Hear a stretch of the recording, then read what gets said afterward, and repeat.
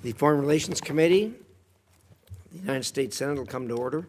Welcome, everyone. We have a good hearing this morning on a very important issue. Some great witnesses to testify, and I'm sure we're going to have a spirited discussion on this.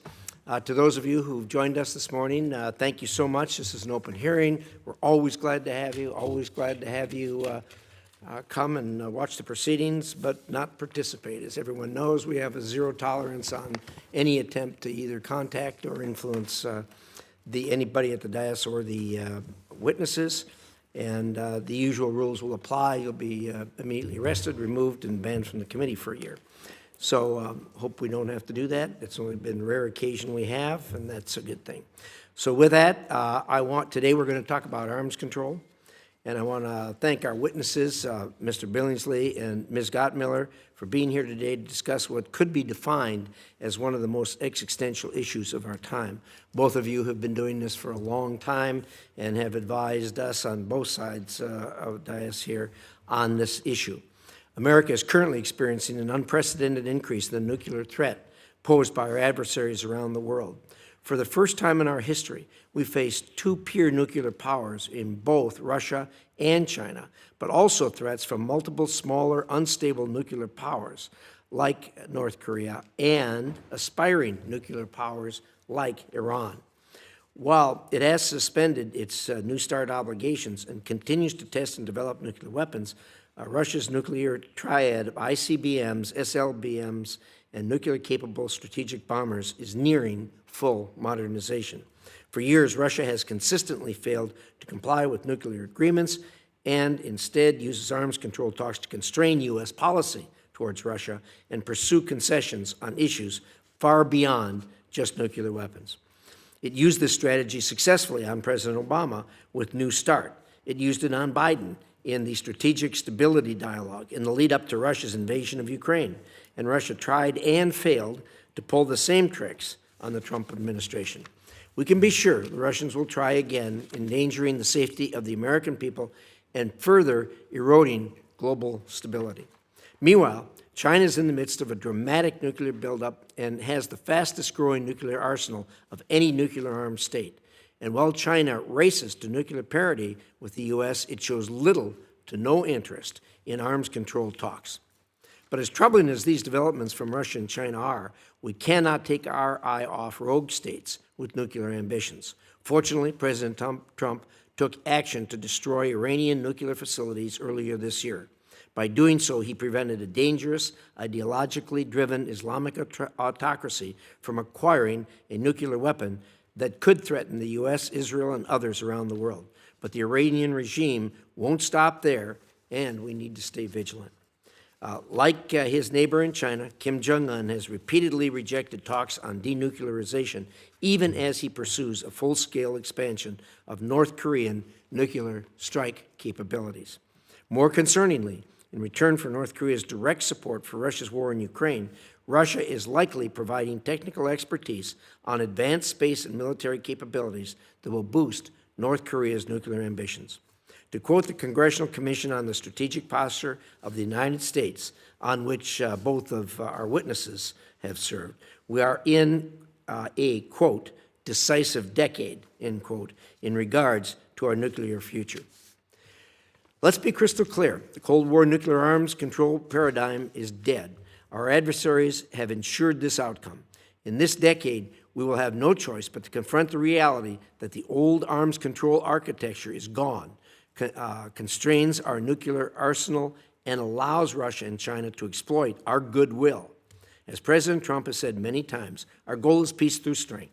Under the Biden administration, the U.S. simply extended existing nuclear agreements like New START without attempting to improve them or even enforce them, only to have Russia suspend its commitments after invading Ukraine.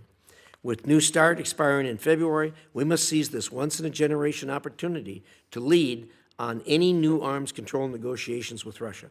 It's time to move beyond blind faith in Putin and take the reins on our nuclear future. To counter China, we must modernize and rebuild our nuclear arsenal. For far too long, underinvestment in our nuclear triad has only created greater insecurity. It is time we modernize the triad and reestablish a strong, credible deterrent. Mr. Billingslea, Ms. Gottemoeller, I look forward to hearing your thoughts on how we can take on this decisive decade, as you have called it, and shape it to protect this and future generations from the nuclear aggression of our competitors. With that, I'll refer to the distinguished ranking members. Senator Sheen.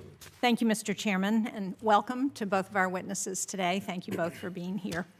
This hearing, as you know, comes at a moment when nuclear risks are rising on several fronts. Russia's modernizing its arsenal with unconventional delivery vehicles.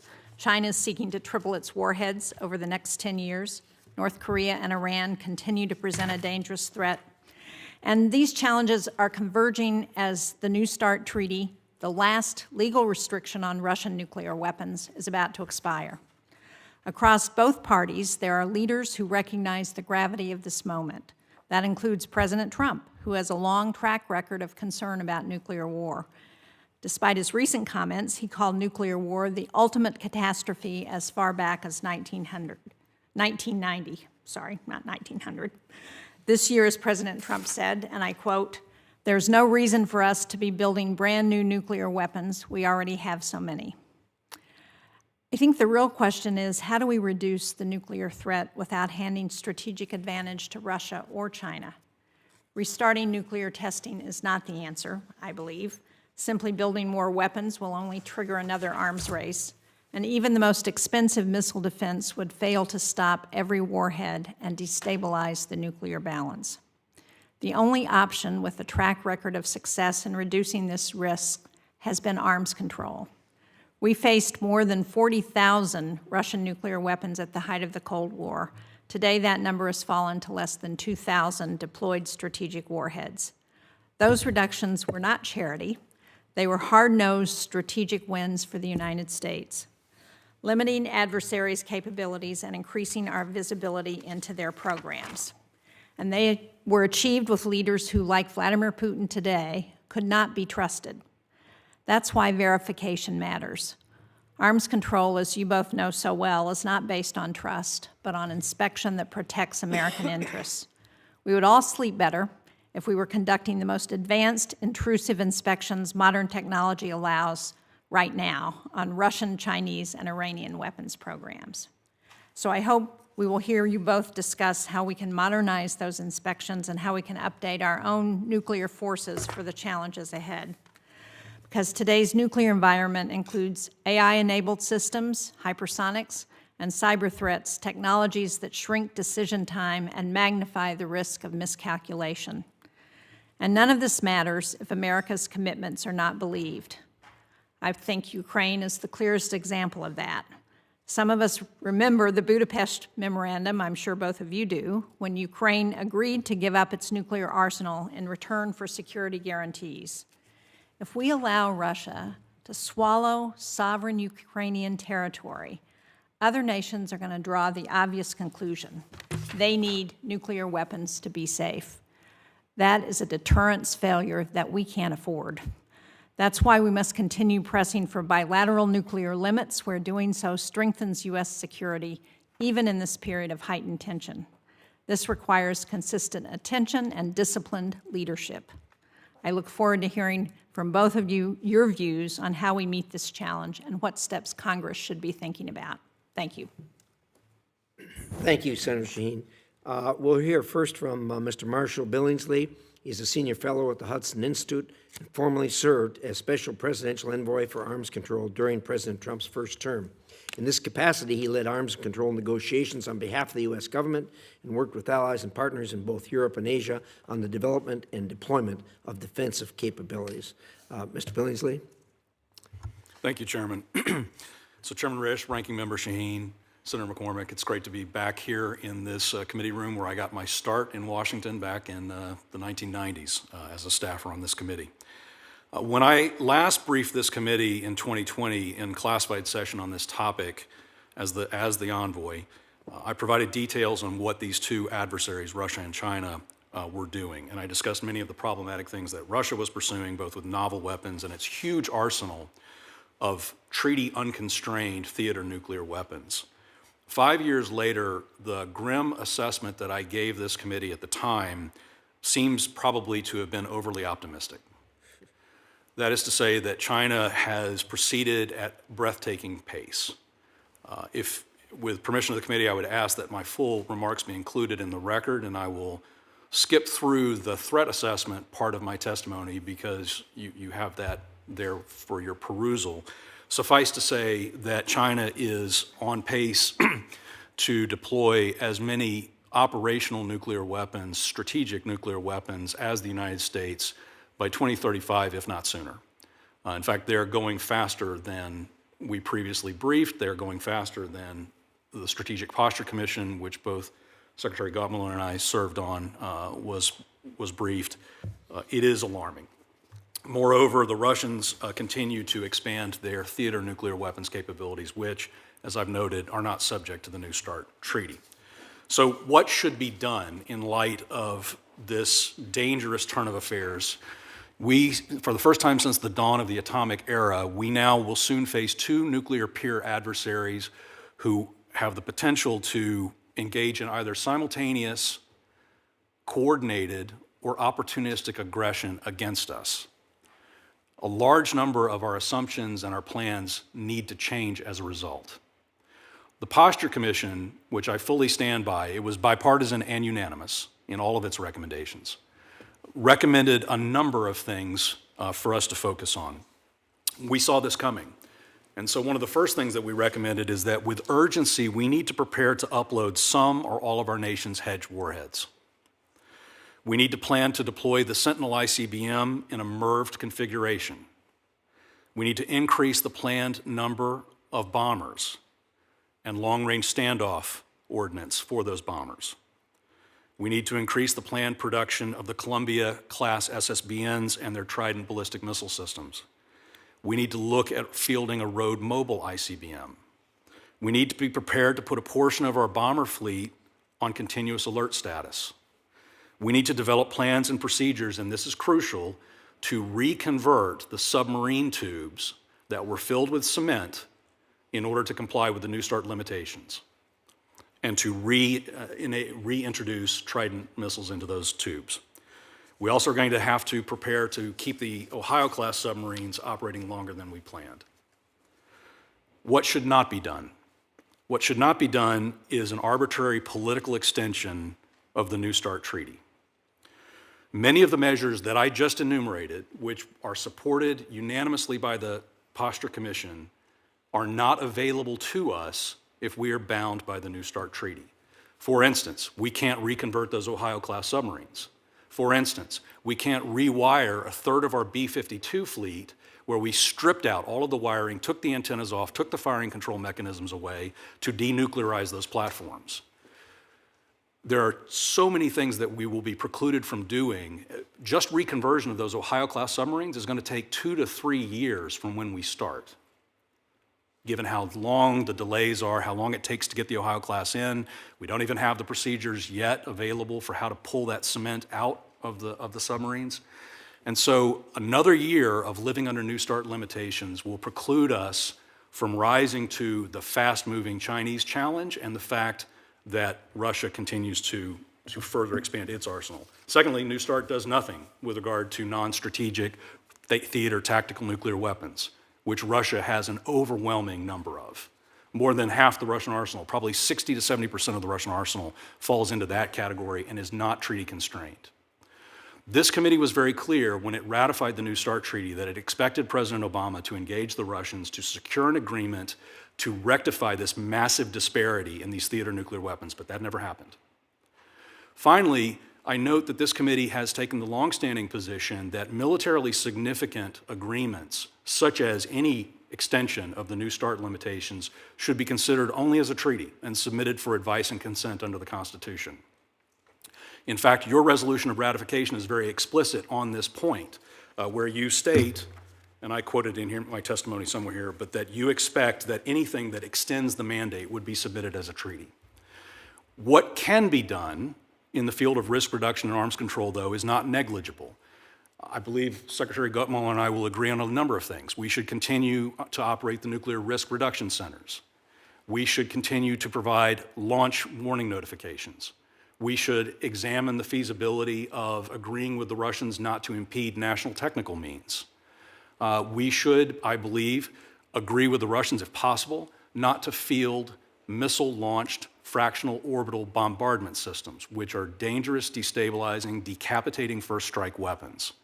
So there are things that we can do, but I believe that we need to reset our thought process for arms control, and we need to look at mechanisms that will address the entire Russian arsenal and the Chinese. Thank you, Chairman. Ms. Gottemoeller is a research fellow at Hoover Institute and formerly served as Undersecretary for Arms Control and International Security from 2012 to 2016. Prior to this role, she was the Assistant Secretary of State for Arms Control, Verification, and Compliance, and she was the chief negotiator for New START with the Russian Federation. Ms. Gottemoeller, we'd like to hear from you. Chairman Risch, thank you very much. Ranking Member Shaheen and distinguished members of the committee, good morning to you. It is a distinct honor to testify to you today about the grave challenges facing us in the nuclear realm.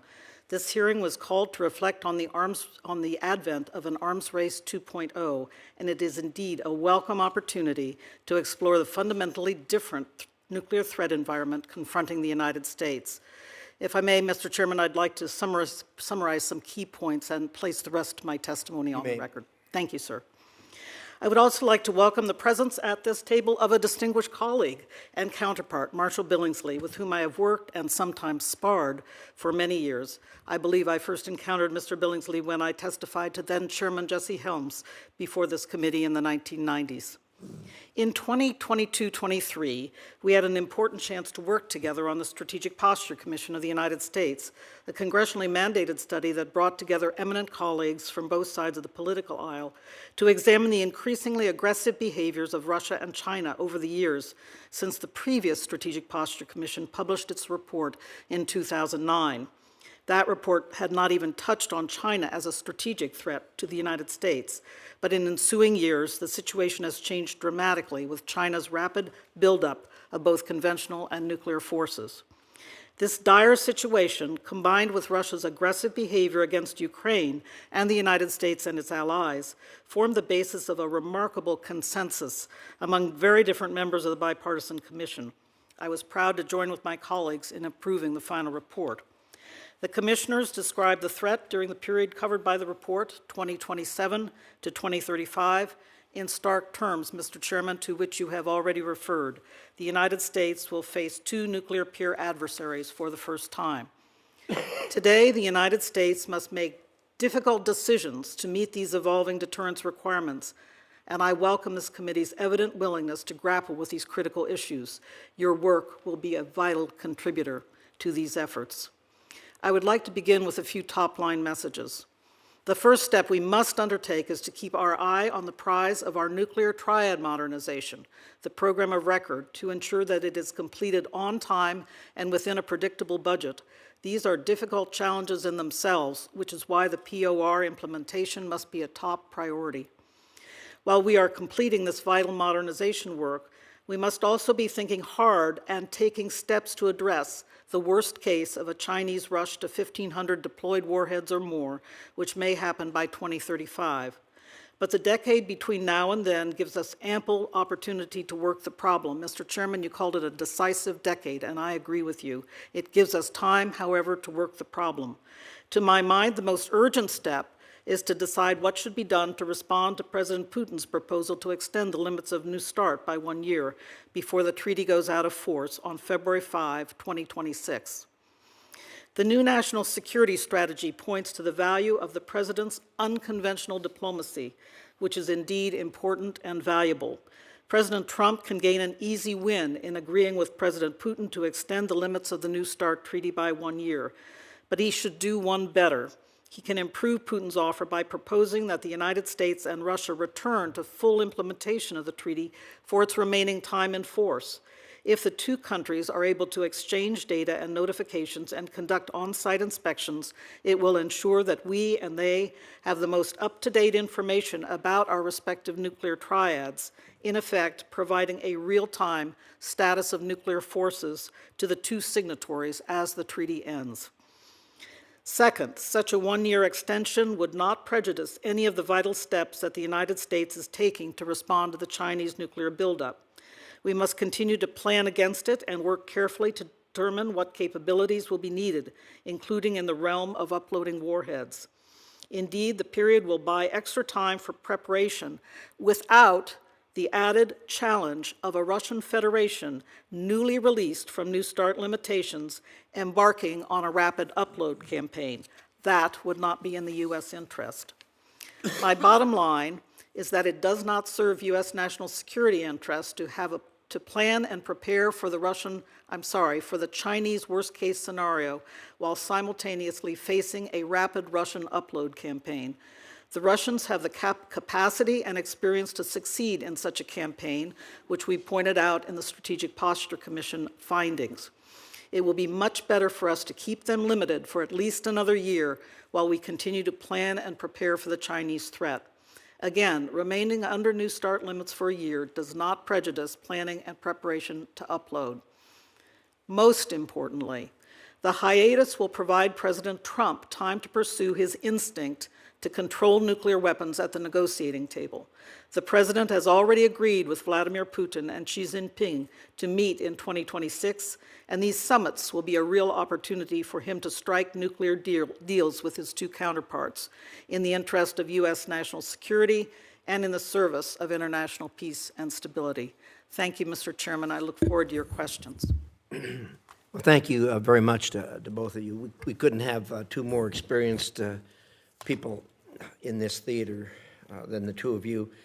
It's always amazed me, and Ms. Gottemoeller, I appreciate your observation that we spar back and forth. You and I have done that over the years, but what's always struck me about this particular subject is when we are sparring, we almost never differ on the bottom line of where we're trying to get. Our problem is getting there, and I think a lot of it has to do, our disagreements have to do with the fact of who we're dealing with, and that is Putin, and what we can count on him for or not count on him for. And I'm interested in your suggestion that that New START be continued for an additional year, that it be extended for a year. As you know, I was opposed to it in the start and have all the way along. And I guess my initial inclination is, as we prepared for this hearing, was to obviously not extend it for the year because of all the cheating that Russia has done. And that's the problem I have. I mean, we're doing what we're supposed to do. They won't do what they're supposed to do. And we wind up tying our hands behind our back. And I guess my question to you is, and I'll let you take a run at this also, Mr. Billingslea, why would we do this given the nonsensical approach that Russia has taken to everything when it comes to security? Your thoughts?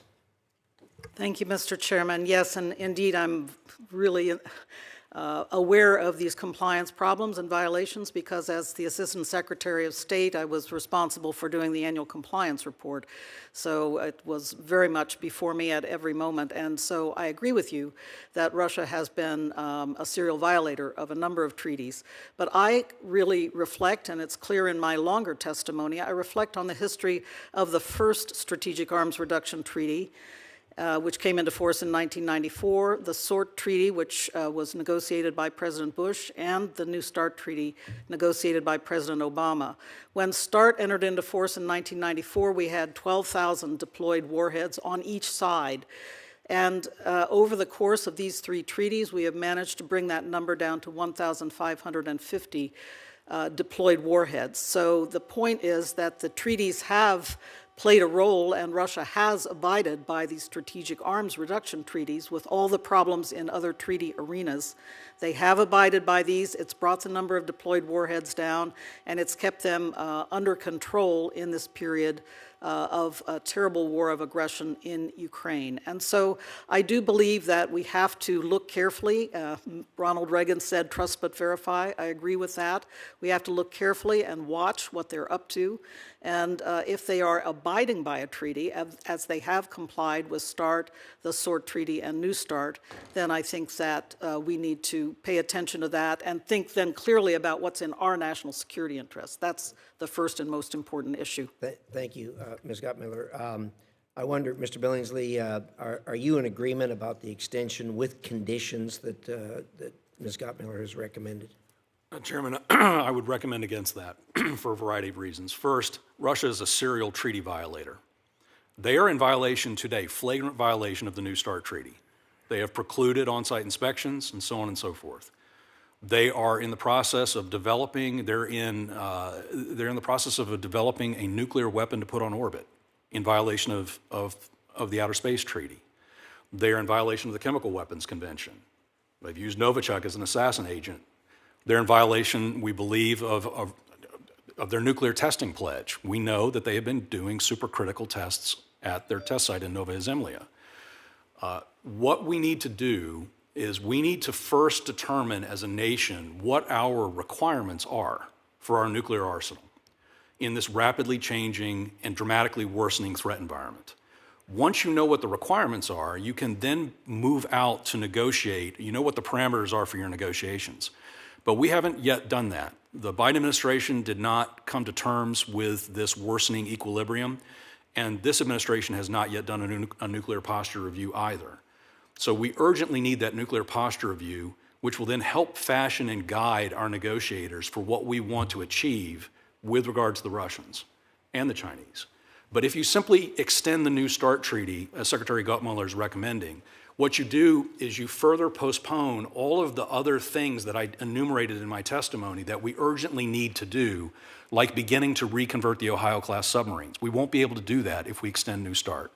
You also take all the pressure off the Russians. If you give them another year and we don't address their non-strategic nuclear weapons, they have no incentive to either come to the table on those topics, to come to the table on Skyfall and Poseidon, or to help us get the Chinese into the negotiations. For these reasons, I think it's an ill-advised move at this stage.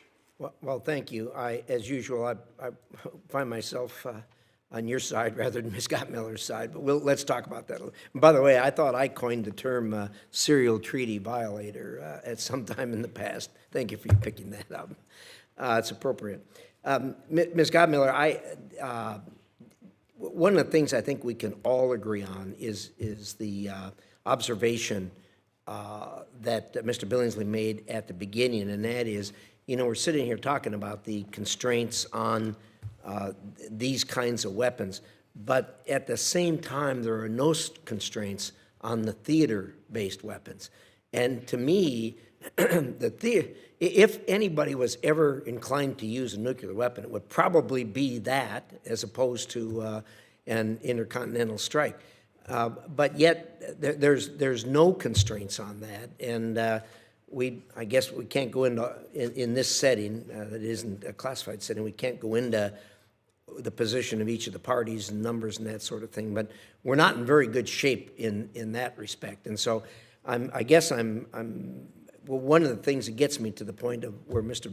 Billingslea is that we're just spinning our wheels without having constraints.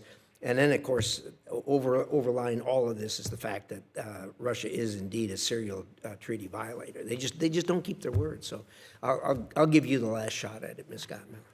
All right, sir, and thank you very much for the opportunity. I did want to agree with my colleague that the Russians are violating the New START Treaty by seizing implementation. This was determined by the Biden administration, there is not, in fact, any treaty language that would allow them to cease implementation. It's not part of the treaty. But I did want to refer you to the compliance report from 2024 that stated the United States assesses with high confidence that Russia did not engage in any large-scale activity above the treaty limits in 2024. We don't yet have the 2025 compliance report, but I just refer you to that comment. So what I mean is they are keeping to the warhead limits of New START as far as we And of course, those understand. limits are only as to deployed warheads. Deployed warheads, of course. And now I'm coming to your question. Whatever that means, you know. Yes, I'm coming to your question about the non-strategic warheads, and I really was very much admiring the move of the Trump administration during his first term in office when President Trump got President Putin to agree to a freeze on all warheads, deployed and non-deployed, strategic and non-strategic. To me, this was a vital first step in a negotiation we all needed to see happen, and that was the one to follow New START. Again, Mr. Billingslea already referred to this. Vladimir Putin wouldn't come to the table, but President Trump, with Mr. Obama, but President Trump then had him coming to the table to talk about this freeze in warheads, which was a vital first step in controlling warheads. And I thought that this really was responding to the top priority we laid out in the resolution of ratification of New START, that we needed to go after the Russian exotic systems and after Russian non-strategic and strategic warheads. So we have that, I think, important precedent laid down. I, for one, hope that the Trump administration will move forward now with restoring that idea of a freeze on warheads with the Putin Kremlin and move forward then to constrain these warheads. It's definitely the next priority for negotiations, and it's one that we all agree on. Thank you. Senator Shaheen. Well, thank you, Mr. Chairman. Ms. Gottemoeller, you referenced the national security strategy. Were you surprised that it doesn't make more notice of the nuclear threat that we're facing, not just from Russia and China, but also from Iran and North Korea? Well, ma'am, I really read the national security strategy as being very much focused on regional defense issues, and you can see how it's structured with the focus on the various regions. And so I was a bit surprised, given the president's stated interest in this matter, that they did not cover it a bit more. He did talk on several occasions in the national security strategy about restoring strategic stability with Russia. And so I take that to mean that there is a continuing interest in the Oval Office in moving forward with nuclear negotiations with Russia. But at this time, I must say that they're not yet focusing in their stated documents very much on the nuclear questions. We do have, in addition to the national security strategy, a national defense strategy coming out soon. Perhaps that will say more. Mr. Billingsley's quite right. There's not been a nuclear posture review yet. So I think we just have to see these documents now being prepared and roll out for further details. You've both negotiated directly with Russia. You've spoken out in support of Ukraine. What do you think the implications are for the nuclear arms race if Russia's allowed to be successful in taking significant territory in Ukraine and not being forced to pay any price, any accountability for what he's done? Mr. Billingslea? I think we're at a very dangerous inflection point, particularly with regard to the matter of extended deterrence. So the United States has long offered its nuclear umbrella to our allies and our allies. And that's been very, very important to our NATO alliance. It's also been very, very important to our Asian allies. And I think it's essential that we continue to afford that extended deterrent guarantee in order to assure our allies and dissuade them from feeling that they need to move forward with acquisition of their own nuclear capabilities. I'm following the discussion in Poland very, very closely. I find some of what's being said very worrisome. I do not believe in the concept of friendly proliferation. I think that that is inevitably going to lead to the elimination of the Nuclear Non-Proliferation Treaty, which is a treaty that is in our national interest, in my view, the elimination of the IAEA and the collapse of the safeguards regime, and it will make it much, much harder to constrain countries like Iran if we allow these these concerns among allies to then precipitate the acquisition of nuclear weapons. So for this reason, I believe that we ought to, for instance, create a warhead storage area in Poland. We ought to bring Poland into the burden-sharing agreements and provide them with F-35s to join the NATO nuclear capability club as a way of showing them that they are protected and that our umbrella will continue to watch over them. I think a similar argument can be made with regard to a warhead storage area in South Korea. So these are very complicated matters, but I would very much urge that we continue to emphasize the value of extended deterrence within our alliances. And Secretary Gottemoeller, do you agree with that? And is there not a connection between allowing Ukraine to, or forcing Ukraine to have to give up much of its territory, its ambitions to join NATO, EU, in any negotiated settlement, and the connection to what happens with the nuclear arms race? Senator Shaheen, I have really long felt that our nuclear negotiations should exist in a realm where we focus on nuclear negotiations in our national interest and think about them in that way. During the period of the Cold War, we had many, many disagreements with the USSR, but still continued to pursue nuclear negotiations in our national interest. So I'd like to state I think they should not be linked together. That's my opinion, but let me state my opinion on what is happening with negotiations in Ukraine. I've been very concerned that there could be some de jure requirement that Ukraine give up its eastern provinces, and I do not believe that that is in anybody's interest, first and foremost the Ukrainians, but it sets a terrible precedent for the future of response to aggression around the world, and I think we need to be clear-eyed about that. Now, de facto, there may be some period of time when Ukraine must see its eastern provinces and Crimea not entirely under its control. But I think about this again with the history of World War II before us, and the Federal Republic of Germany was separated from its eastern provinces for a number of decades until the end of the Cold War, and Germany was reunited. So I think about those precedents when I think about where Ukraine is today, and I do hope and believe that there can be a fair and equitable outcome for Ukraine, including there can be resources laid down for its reconstruction, because it has been suffering from this terrible aggression now for 4 years. Thank you. Thank you both. Senator McCormick. Thank you, Mr. Chairman, Ranking Member, and thank you to both of our expert witnesses. Great testimony. Last week, my colleagues on the committee, Senator Ricketts and Senator Coons, had a very insightful hearing that was focused on countering China's challenge to American AI leadership. One topic that didn't come up during the hearing that I'd like to address today is the integration of AI into all phases of nuclear command and control. AI's evolving role in all phases of strategic arms, from enhanced intelligence, surveillance, and reconnaissance to threat detection and decision support processing. It's likely to have both a positive and I assume negative ramifications for global stability between nuclear weapon states. So let me start with the first question, you, Mr. Billingslea. Given the existential stakes at play, can you both describe Russia and the PRC's posture with regard to AI's integration, at least to the best of your knowledge, and advise the Trump administration how to address this in limitations or verification measures for AI and NC3 negotiations with Moscow and Beijing? Senator, it is inevitable that AI will, and already is, being integrated into various aspects of the NC3 process, both the intelligence cycle.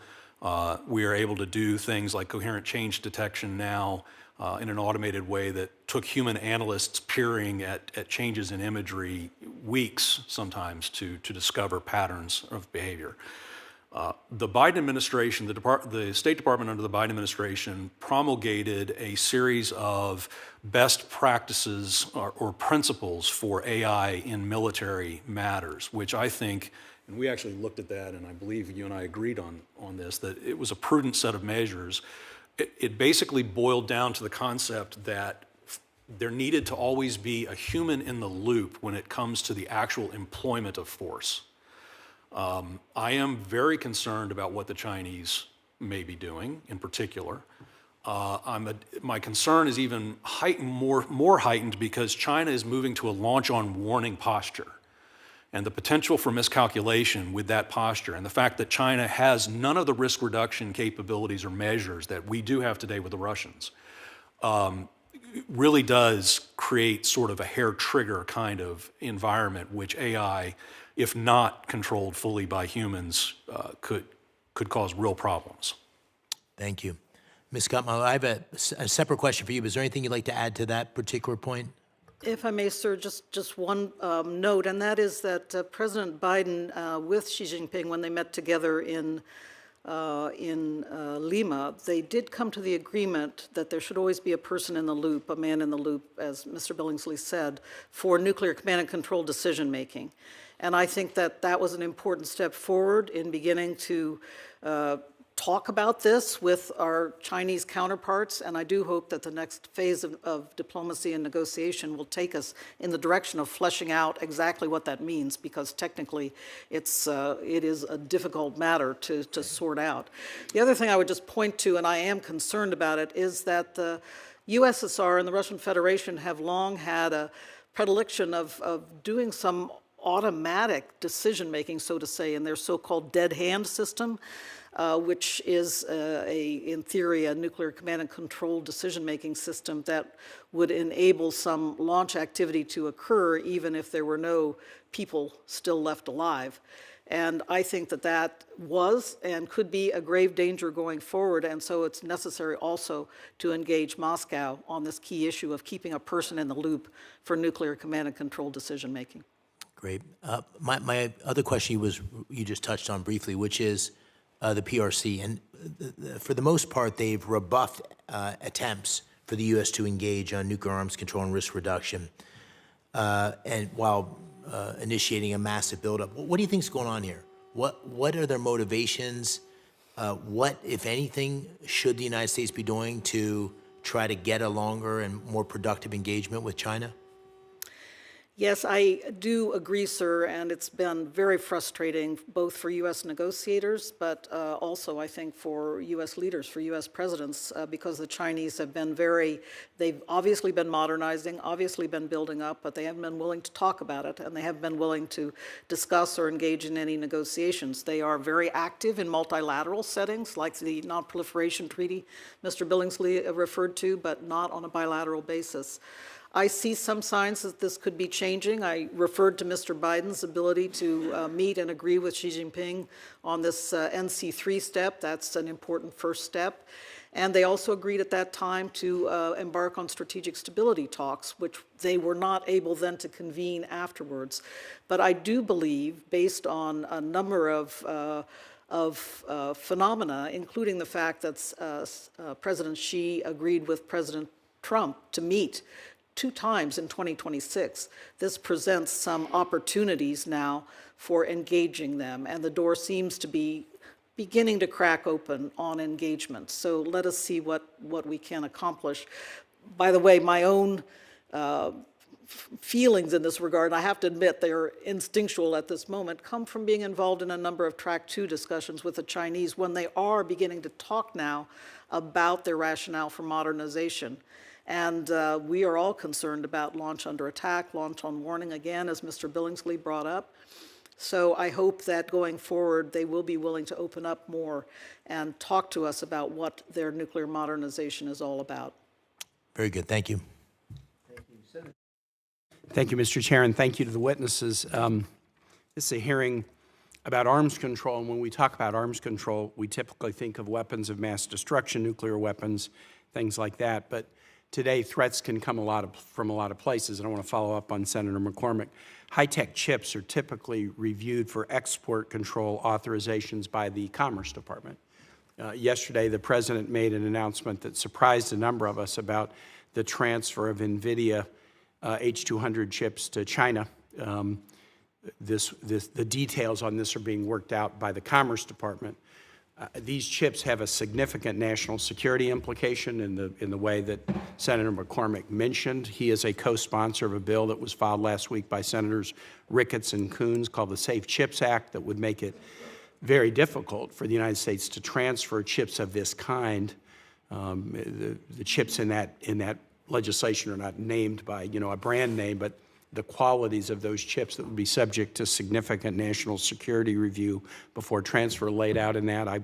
I support this legislation that was filed last week. I'm seeking to be added as a co-sponsor. The question that I want to ask each of you is, should the State Department, DOD, and other national security agencies have a greater say in decisions like this, the transfer of high-end chips that could reduce our edge over China, including in very sophisticated national security technology?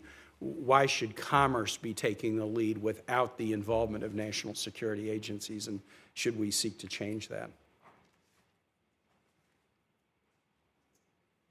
Perhaps I'll start, Senator Kaine, and thank you for the question.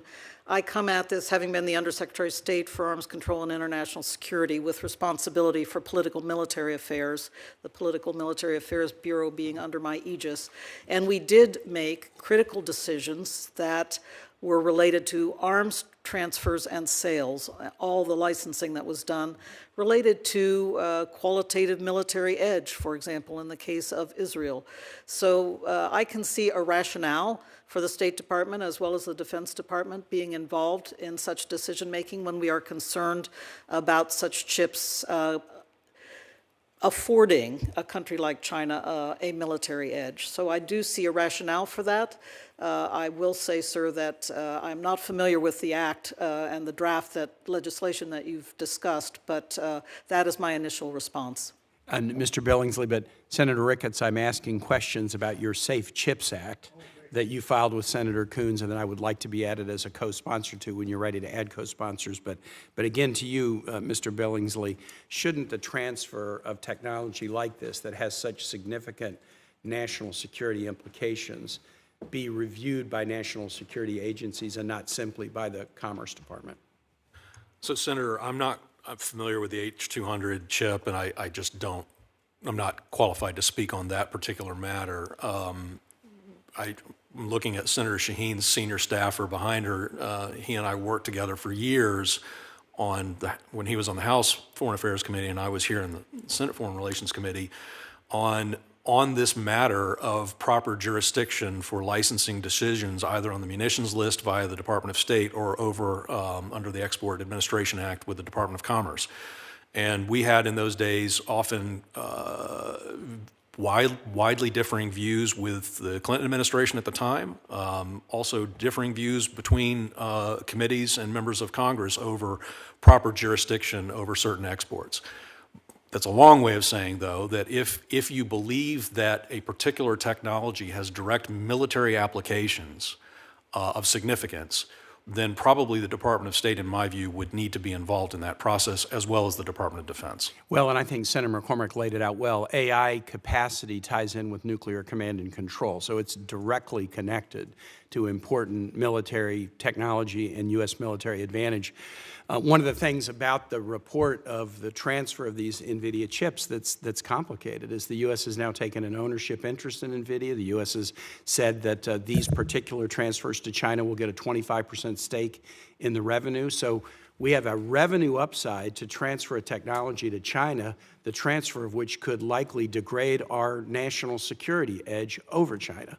There's also been reporting that the CEO of NVIDIA made a large contribution to the construction of the ballroom that's currently being built on the White House. Is this transfer being done out of a financial interest to undercut America's national security posture? I think this is something that we really have to analyze. And the fact that this announcement came sort of out of the blue yesterday after months, obviously, of lobbying by NVIDIA, I think just indicates the wisdom of the Ricketts-Coons legislation and the need for there to be a review of this kind. And the last thing I'll say, Mr. Chair, is we ran into kind of a similar issue during COVID. We had defined national security items in a fairly narrow way, and then suddenly we found that advanced pharmaceutical ingredients or even masks, gloves, and gowns could be a national security item when you really need them. I think advanced chips are definitely a national security item. They're not a nuclear weapon, but they have a huge impact on tomorrow's defense needs of the United States and others, and we may need to broaden the aperture in terms of how we review transfer of some of these technologies. Thank you. It isn't just nuclear weapons either, virtually, when it comes to the chips. I mean, it's everything. So with that, Senator Ricketts, you're up. Thank you, Mr. Chairman. And thank you to our witnesses here today to talk about this really very important issue. Ambassador Billingslea, talk to me a little bit about what is going on with regard to communist China and their buildup of nuclear weapons. My understanding is that they are experiencing nuclear breakout. Is that accurate? Yes, sir. Are they seeking to get parity with the United States, or are they seeking to pass us? Do we know? At a minimum, they're pursuing parity. I personally believe that they intend to surpass us, given the pace at which they're moving. And this is specifically on the strategic weapons, but what about on the tactical nuclear weapons? That's an area where I think in closed session more could be discussed, but suffice to say that China has ensured that virtually all of its missile systems, both intermediate range, ballistic, and cruise missiles, are dual capable. So they have built in the functionality to deploy a large number of theater nuclear weapons should they so choose. They were never precluded under the INF Treaty from having these kinds of missiles. We were. Russia cheated, blew up that treaty. We're now finally building these weapons, but the Chinese have built thousands of these systems. And as we discussed earlier, you know, for the first time, the United States is facing two peer nuclear powers. That's the first time in our history we've had to do that. Is that right? That's right. And so when we're talking about the New START Treaty and whether or not to extend it for a year, is there any incentive right now for Communist China to limit themselves in any way? Do you see is there any way that they would have an incentive to do that? No, and in fact, we take any potential further pressure off of them if we simply extend the New START Treaty for another year. We're kicking the can down the road by perpetuating a bipolar Cold War construct that makes no sense in a world where there are three peer nuclear adversaries. We need to come up with a different approach and a different formula. As I've indicated, further extending New START limitations only cripples our ability to begin to remodernize and expand our nuclear forces to meet this rising Chinese challenge. And just to cover this again, with regard to Russia, you mentioned that they were cheating. Do we have any verification right now that Russia would be following the treaty? Well, this is the interesting thing, is that we haven't had on-site inspections in Russia in 5+ years. Yet our confidence, we are highly confident that we know what the Russians are doing, which tells you that the on-site inspection regime associated with the New START Treaty is actually not the key ingredient for our insight into what they're actually doing. Mm-hmm. It's our national capabilities that provide that insight, not the treaty. Yeah. So what are the things that we ought to be doing with regard to getting prepared to deter two peer nuclear powers? If you're recommending don't do the New START Treaty, what should we be doing? Well, we need to start with identifying and defining our requirements. We need a nuclear posture review to be conducted. It should include the entire interagency, and it should help then drive an understanding of what we seek to achieve through negotiations with the Russians and Chinese. I think that's the place to start. How do we get the Russians and the Chinese at the table to be able to talk about a trilateral agreement? Well, if you give the Russians another year free of New START, you won't get them to the table for another year. For at least another year, yeah. Yeah. So how do you get the Russians and the Chinese, given that the Chinese want to get to parity with us and they're going to racing to build, do so. right? They're racing to do that right now. How do you get the Chinese and the Russians to the table?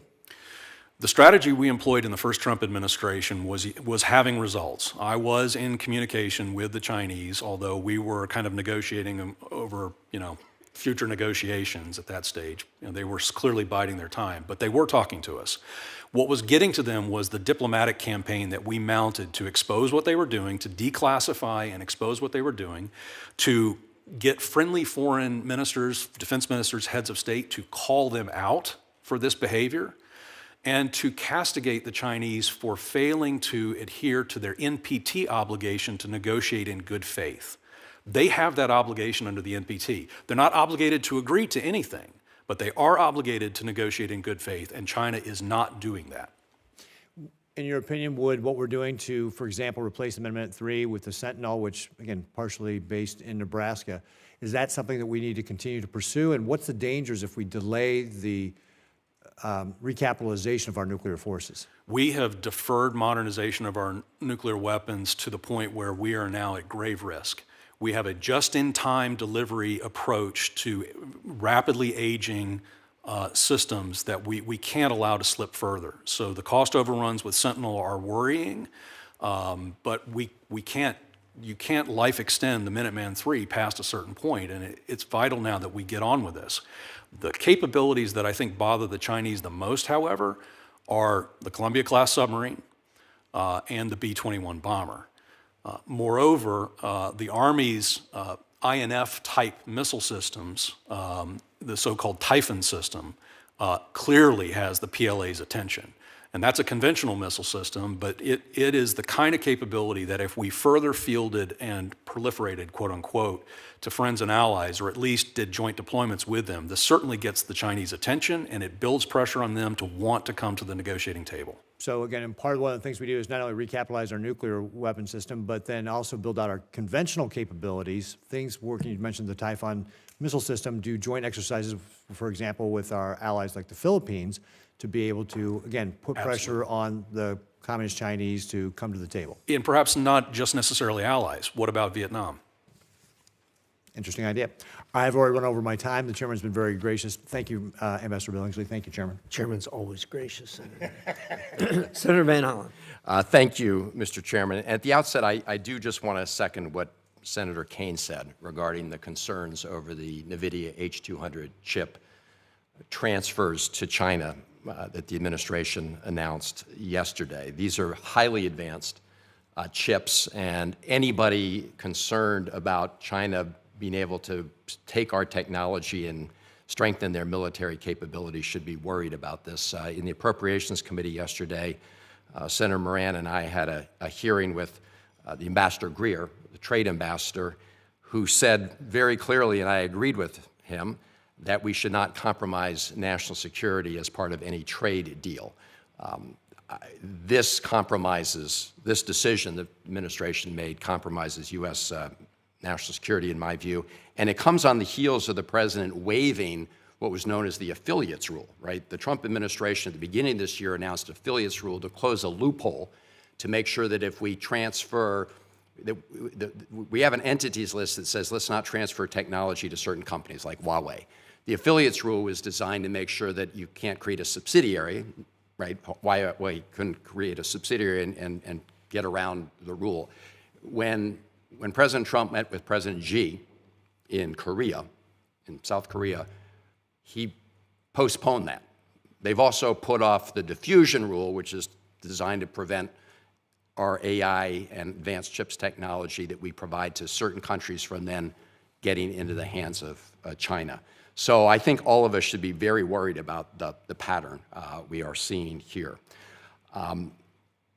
Thank you both for your testimony. Secretary Gottemoeller, thank you for your longtime service. Back in the 1980s, I was actually a staff member on this committee, and we worked on the INF Treaty at the time. And one of the other big issues then was the SDI initiative, Star Wars. It was Reagan's plan to create like a golden dome, as President Trump likes to call it now, that would make sure that the United States was impenetrable when it came to nuclear weapons. And after over $400 billion expended, taxpayer money, it's clear that it couldn't, Star Wars, SDI couldn't meet those promises. And in fact, I think it's been well demonstrated that it's easier and cheaper for an offense to overwhelm a defense, and it creates instability. Now, part of the conversation here is about renewing the New START agreement and maybe entering into an arms control agreement with China. What is your view, Secretary Gottemoeller, of the impact of moving forward and spending a lot of money on a Golden Dome system in terms of capability, but also whether it would trigger another arms race and how it would factor into Russia and China's decisions to negotiate limits on offensive capabilities, nuclear capabilities?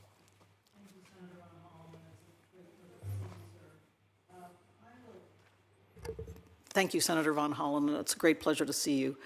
I will make 2 points here. First of all, we do have a general missile proliferation problem, and we can see it in the war in Ukraine. And integrated air and missile defense is going to be critical not only for us, but for our allies. And I urge our allies in Europe and in Asia to be thinking hard about what they need to do to cope with this general proliferation of missiles in the short to intermediate ranges. Now, as to systems in the strategic ranges, we do acknowledge, and we have long acknowledged, that there is an interrelationship between strategic offense and defense, and that we have to think carefully about what is required to ensure the continuation of a reliable offensive deterrent force. And that is also a key question. So as far as Golden Dome is concerned, I will say that I am a bit concerned that we are focusing and I believe going to be investing a great deal of money in basically space-based interceptors at a time when, as we've been discussing at this morning's hearing, the Russians have produced a range of exotic systems that are not at all ballistic systems. They are exotic cruise missiles, some of them nuclear propelled or torpedoes. And the space-based interceptor layer is to go after ballistic missiles. So I'm wondering if we're missing here, once again, a major threat to the United States in terms of air-breathing systems, classic cruise missiles, and then these new Russian exotic systems that we will have to defend against. So it's a question, once again, as to how we are going to spend our scarce resources. I do believe we need to be looking at integrated air and missile defense to defend some critical targets in the United States and as well for our allies. They need to be focused on that. But whether a major kind of investment of the type that has been put forward will serve our interests going forward, I don't know. The Russians have a lead on us in terms of these exotic systems that are not ballistic in nature. Thank you. Thank you, Senator Barrasso. Thanks so much, Mr. Chairman. Mr. Billingslea, you just heard this talk and discuss of Golden Dome. Could I get your assessment? Senator, one of the things we agreed on, again, in a unanimous and bipartisan way on the Strategic Posture Commission, of which we both served, was that the United States should develop and field integrated air and missile defense capabilities that can deter and defeat coercive attacks by Russia and China. And so to the extent that the Golden Dome initiative in its early increments would afford such protection, I think we should be supportive on a bipartisan basis. One other comment, when Reagan launched the Strategic Defense Initiative, right, Cray supercomputers didn't have the processing power of this iPhone. So a lot has changed since the initial vision was elaborated for a missile shield, and the technological evolution makes missile defense, particularly space-based missile defense, highly feasible at this stage. Expense is an issue, cost is an issue, but we absolutely at a minimum should agree on a bipartisan basis, as the Commission did, that we need to not be vulnerable to coercive threats by Russia or China in attacking the homeland. So do Russia and China use this as an opportunity to just increase their production of and expand their nuclear? No, they're already doing that. Yeah. And not only are they already doing that, they themselves are making significant investments in integrated air and missile defense capabilities. Russia has long had nuclear-tipped anti-ballistic missile interceptors in a ring surrounding Moscow. Russia has given the S-500 system a significant missile defense capability, and China is pursuing the same. And then comparing to what we just heard from your colleague there, the different kind of weapon systems that are being devised, what's your assessment there? I think we should be careful about feeding Vladimir Putin's ego with his bugaboo Strangelove, Skyfall, and Poseidon systems. Skyfall's already killed more Russians in its testing and development than it probably will ever harm Americans. That said, there's absolutely no reason why we should tolerate the development of these kinds of weapons. And in further discussions and dialogue with the Russians, and I worry a little bit about mimicry by the Chinese in these areas, we should make it clear in any future arms control negotiations that these kinds of capabilities need to be forsworn. Like I also mentioned earlier, any kind of missile-launched fractional orbital bombardment system of the sort that China actually tested a few years ago. These are not helpful. These are, like I said, Strangelovian type of capabilities. How significant is the collaboration that we see between Russia, China, North Korea, Iran, whether it's for nuclear, whether it's for strategic missiles, or even drone capabilities? What do you see happening there? The collaboration between the Russians and the Chinese is worrisome. In particular, I think the most significant thing that should concern us is that Russia is enabling China to obtain the fissile material necessary for its buildup. I think we should also be concerned about what Russia has been willing to furnish to the Iranians in exchange for the drones and the other systems that Iran has provided. And North Korea is a bit of a black box, in my view. Sanctions, working, not working, working together, they all get an opportunity to try to evade sanctions? Well, they absolutely work to. I mean, before I was his nuclear envoy, I was President Trump's Assistant Secretary of the Treasury for sanctions. And what I would say is that sanctions do work. They can be incredibly effective, but they're not a substitute for strategy. And you also can't do sanctions piecemeal. You need to have a comprehensive approach to how you apply them, and you have to be unrelenting in enforcement. In terms of China's AI capabilities, and we see them making advances there, is our intelligence and our collections able to keep an eye on exactly what they're doing there? Senator, I'm not privy to current intelligence on that matter. What I would say, and we may or may not agree on this, but I don't think we arms control our way out of AI. I think we have to ensure that we maintain dominance in AI. That said, we need to be prudential in how we incorporate AI into our military systems. And we need adequate energy in the United States to And that leads you to small modular nuclear capability and a variety of other things. Okay. Your opinion, the effort of the NATO countries or the commitment of them to go to 5%, how significant is that? It's a big deal. It's a really big deal. But I would urge that the committee keep its eye on the 3.5 of the 5. The 3.5 number, that's the real hard spending on defense capabilities, but that is a big deal, and it's a big accomplishment. Thank you. Thank you, Mr. Chairman. Thank you, Senator. I had a thought I'd like to get your comments on. I had a thought for a long time that we're going to have a real problem getting China to the table until they believe they've reached parity with us. Do you both of you agree with that or disagree, Ms. Billingslea? I think that's their plan. And that poses a real problem for us in negotiating an arms control treaty that basically puts two enemies at parity with us, at single numerical parity. That's why we went down the road in the first Trump administration of pursuing a freeze on all warhead production, because we wanted to lock the Russians in, stop the continued buildup by the Russians in their theater non-strategic capabilities, and set a framework that then we could try to stop the Chinese from tipping the apple cart over. Unfortunately, that ship may have sailed. Ms. Gottemoeller? I do agree, Mr. Chairman, that it's been a bear to try to get the Chinese to talk about their nuclear modernization and to try to engage on these issues.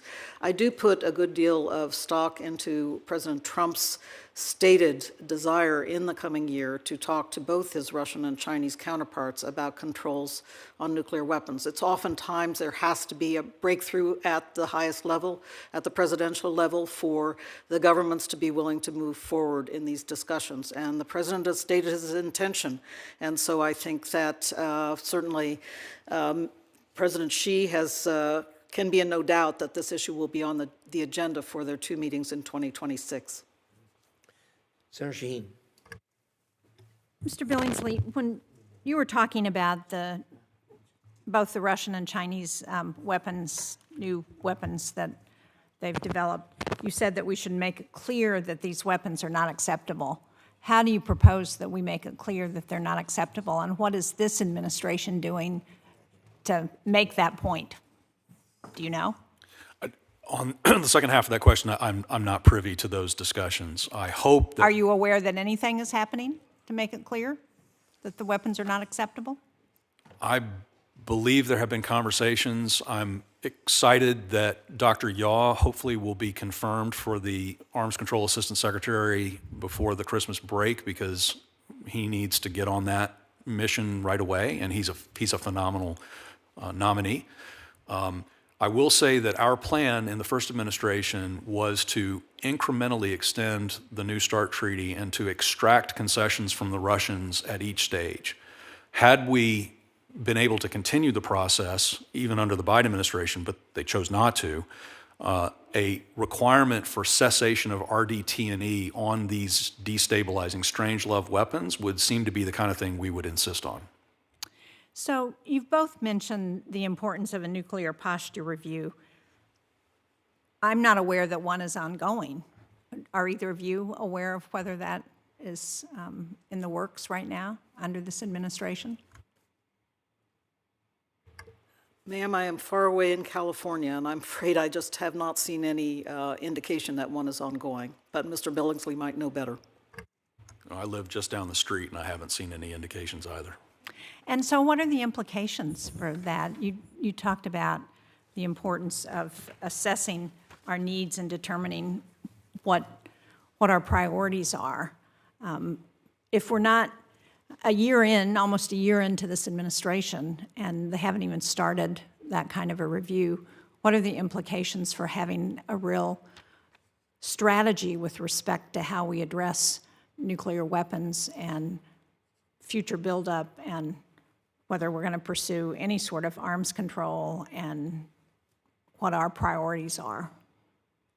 Senator Shaheen, perhaps I'll start. Mr. Billingsley went through a long list of ideas for responding to this threat, which the Strategic Posture Commission laid out in detail. If there was any criticism of the report, it was that we laid out so many priorities, and the United States of America must choose among them because of other demands. And by the way, I would like to say that one of the most important races that's going on. It's not the nuclear arms race 2.0, it's the AI race. And there are so many other areas of our national security that we have to also be investing in. And so it's going to be really important to spend smart. And for that reason, I think we can look at that long list of priorities. We can lay them out against the requirements, the threats we see and the requirements that our government lays down, and figure out what is going to be smart spending to respond to these nuclear threats now emanating from both Beijing and Moscow, the two-peer problem.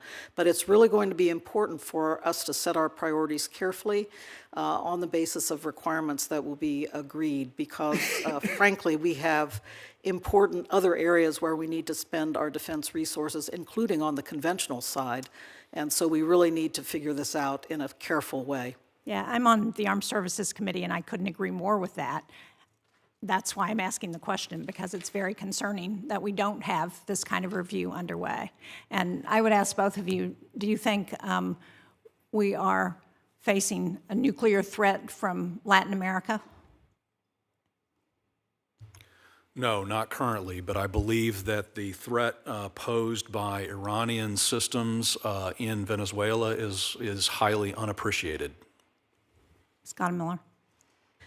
I don't think we face a threat from the Latin American countries per se. What I am concerned about, and Mr. Billingsley already talked about the FOBS test of China, is that we could face a nuclear attack coming at us from the southern hemisphere, and that would be from systems deployed by Russia and China. So there are a lot of reasons to be concerned about this matter and to try to get these systems under control.